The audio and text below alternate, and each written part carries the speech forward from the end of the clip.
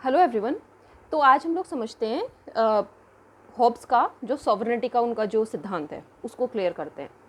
तो जो ये सॉवरेनिटी है इसके बारे में जो शुरुआत में जो बात करी थी वो करी थी जीन बॉटा ने, लेकिन मतलब उन्होंने इसका इनिशिएशन किया। लेकिन आज मॉडर्न स्टेट्स में जिस तरीके से सॉवरेनिटी है उसका जो फाउंडेशन रखा वो किया किसने? वो किया हॉब्स ने, राइट। तो सॉवरेनिटी का मतलब जैसे संप्रभुता हिंदी में हम लोग उसको बोलते हैं, उसका मतलब होता है कि एक राष्ट्र अपने निर्णय लेने के लिए स्वतंत्र है, वो बाह्य किसी शक्ति के प्रति अकाउंटेबल नहीं है। वो अकाउंटेबल किसके प्रति है? जनता के प्रति। ये हम आज का एक डेफिनेशन जो है उसको हम इस तरीके से समझते हैं, लेकिन होब्स के समय पे ऐसा नहीं था, क्योंकि होब्स का जो राज्य है वो किस तरीके से क्रिएट हुआ है? वो हुआ कॉन्ट्रैक्ट के बेसिस पे, और वो कॉन्ट्रैक्ट किस वजह से हुआ है? For self preservation, life, liberty, है ना। तो वो किया है इंडिविजुअल्स ने आपस में, किस लिए किया है? अपने सेल्फ प्रिजर्वेशन के लिए। और उन्होंने अपनी कुछ शक्तियां दे दी किसको? सोवरन को उन्होंने अपनी कुछ शक्तियां दे दी।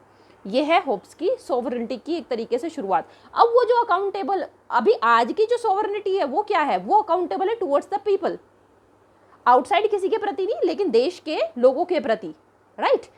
जो होब्स का जो सोवरन है वो किसी के प्रति अकाउंटेबल नहीं है। इसको हम जो शुरुआत से कंपैरिजन करके इस तरह से समझ सकते हैं।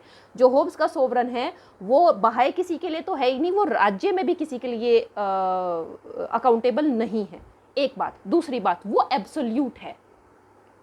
एब्सोल्यूट का मतलब सारी शक्तियां उसके अंदर केंद्रित हैं। सारी शक्तियां से मतलब जुडिशियल, लेजिस्लेटिव, एग्जीक्यूटिव, जितनी भी पावर्स हैं वो उसके पास हैं, ठीक है। तीसरी बात, जो ये राजा है, कानून बनाने की शक्ति उसके पास है। कानून बनाने का मतलब है नियम तय करना। आज के समय में उसको लॉ बोल रहे हैं, उस समय पे अगर हम कहें तो एक तरीके से कुछ भी नियम, कायदे, कानून जो राज्य के लिए बना दिए, राइट। और उनको इंटरप्रेट करने की भी शक्ति उसी के पास है। आज के समय में इंटरप्रिटेशन कहाँ से आता है? सुप्रीम कोर्ट से आता है, राइट। लेकिन वहां पे क्या है? वो जुडिशरी भी वही है। तो इंटरप्रिटेशन किसके द्वारा होगा? वो भी सोवरन के द्वारा होगा, करेक्ट। नेक्स्ट बात क्या है इसकी कैरेक्टरिस्टिक? जो होब्स ने जो सोवरेनिटी दी है, सोवरन जो है वो उसकी क्या कैरेक्टरिस्टिक है? जो भी राज्य में नैतिक और अनैतिक है, मोरालिटी, इमोरालिटी, राइट, रॉन्ग, ये सब कुछ कौन तय करेगा? ये सब कुछ तय करेगा कौन? ये सब कुछ तय करेगा सोवरन। उसके अनुसार वो जो बोलेगा वो सत्य, वो जो बोलेगा वो झूठ, राइट। इसके अलावा एक बात और इंटरेस्टिंग, उसको हटाया नहीं जा सकता है। आज के समय में डेमोक्रेसी के हिसाब से ये बिल्कुल एक तरह से गलत बात हो जाएगी। उसको हटाया नहीं जा सकता है, मतलब उन लोगों ने, they are accountable towards him but he is not accountable towards the subjects, ठीक है। उसको हटाया बिल्कुल नहीं जा सकता है, लेकिन सिर्फ एक आधार पे उसको हटाया जा सकता है, जब लोगों को ये लगे कि भाई उनकी जो, जिस वजह से उसको बनाया गया था, सेल्फ प्रिजर्वेशन, उनकी लाइफ और लिबर्टी को खतरा है, threat to their life and liberty, तो उस बेसिस पे उसको हटाया जा सकता है, वरना तो नहीं।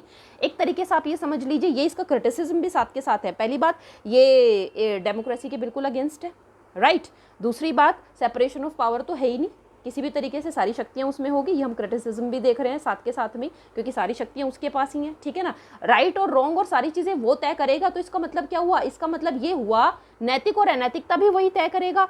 तो इसका मतलब ये हुआ कि राज्य का तो निर्माण उसके द्वारा है ही, सोसाइटी का निर्माण भी वही कर रहा है ना, जो कि आज के समय के हिसाब से बिल्कुल भी पॉसिबल नहीं है, राइट। फिर उसको हटाया नहीं जा सकता है, डेमोक्रेसी में ये भी बिल्कुल संभव नहीं है ना। इसको हम इस तरीके से देख ही नहीं सकते।